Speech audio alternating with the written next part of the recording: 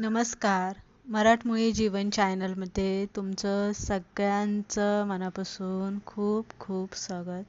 सध्या सकाळच्या शाळा मुलांच्या असतात किंवा ऑफिसचे टिफिनसुद्धा आपल्याला द्यायचे असतात.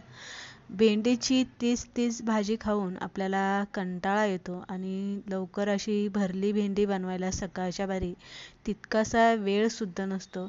तरी पण आज आपण अगदी सोप्या पद्धतीने मसाला भेंडी कशी बनवायची ही रेसिपी बघणार आहे. अगदी 5-6 मिनिटामध्ये सुद्धा ही भेंडीची भाजी बनवून तयार होते. भेंडी व्यवस्थित धुवून पुसून कोरडी करून घेतलेली आहे.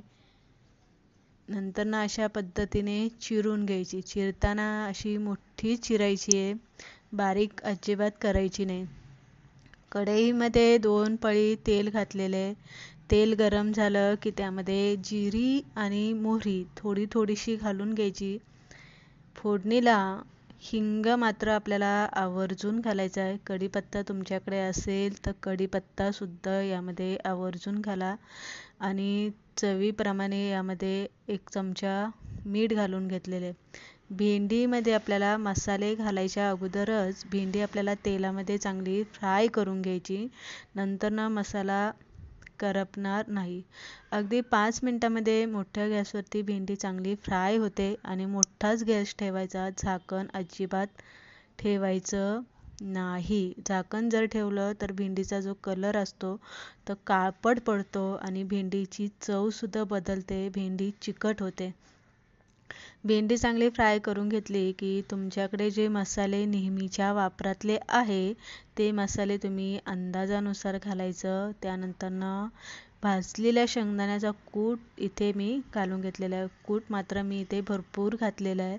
कोथिंबीर घालायची आणि अगदीच आपल्याला 2-3 मिनटं परत एकदा परतून घ्यायचं.